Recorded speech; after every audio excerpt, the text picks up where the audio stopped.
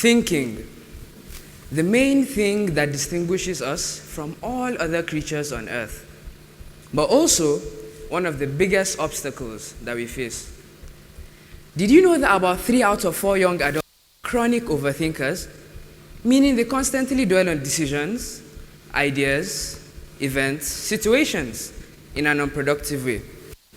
Another study even found that 43% of men and 57% of women overthink.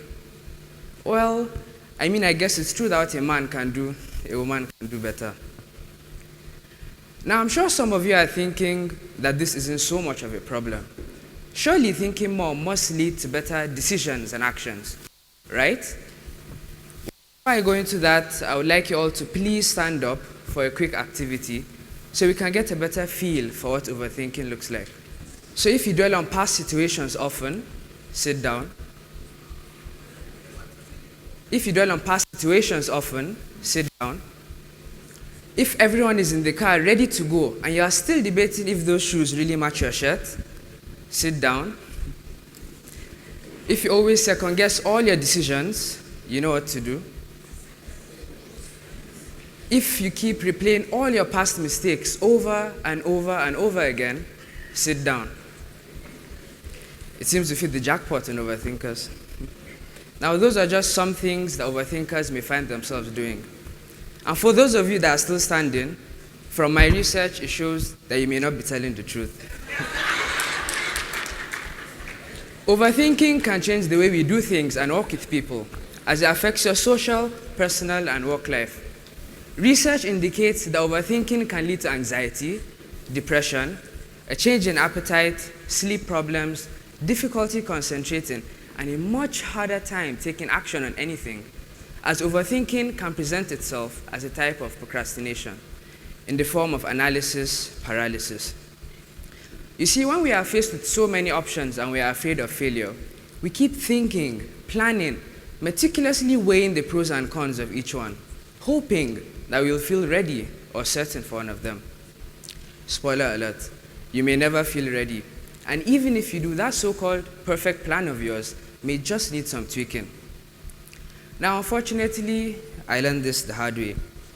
So about 2 years ago, I was on a mission to become more organized.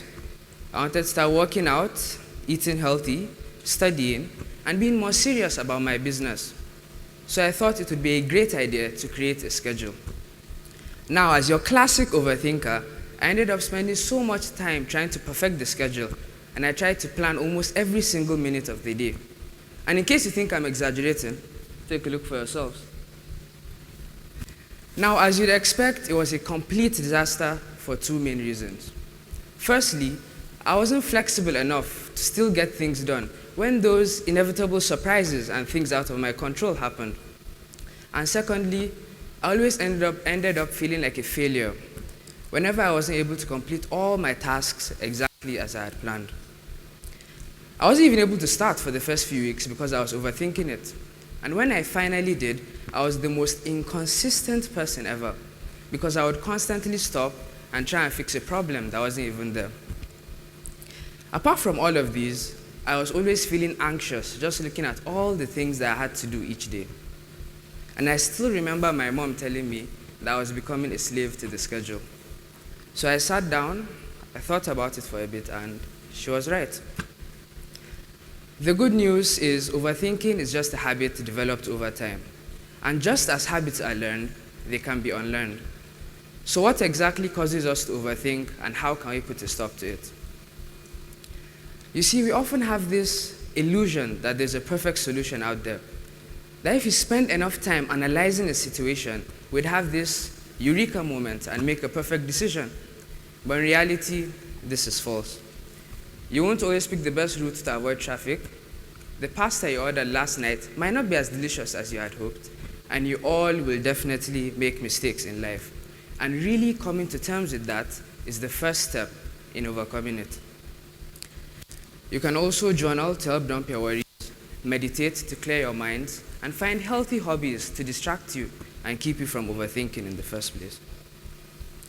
Now, if you do feel like you are beginning to spiral towards anxiousness and fear over little things, you should really stop and ask yourself, if whatever you're worrying about would matter in a year, or as a matter of fact, even just next month.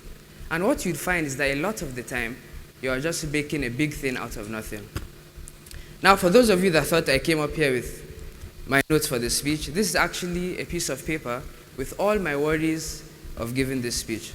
So whenever any of you find yourselves worrying about a lot of things, write them down, tear the paper away, throw it, and go do something fun for a bit. And when you finally continue, try your best and leave the rest. On the final note, I want us all to fully realize that the best way to get better at anything at all is through experience. Now, I'm not saying you should start a business with your life savings without thinking. Oh, planning is vital, of course, but only to the point where you've addressed the main things. After that, the more you plan, the more attached you become to the plan. So you aren't flexible enough to dodge the curveballs this thing called life may throw at you. For example, this is what my schedule looks like now. It's much less tasking to look at, and I'm still able to remain flexible with it. Sometimes you mustn't see the whole staircase, but all you have to do is take the first step. I'm challenging all of you here today to take action, to take that first step. It can be anything small that you've been meaning to do. Just don't overthink it. And remember, like Mark Twain once said, worrying is like paying a debt that you don't owe. One more thing before I go. For those of you wondering why my title is a bunch of question marks, let's just say I'm still thinking of the perfect one. Thank you.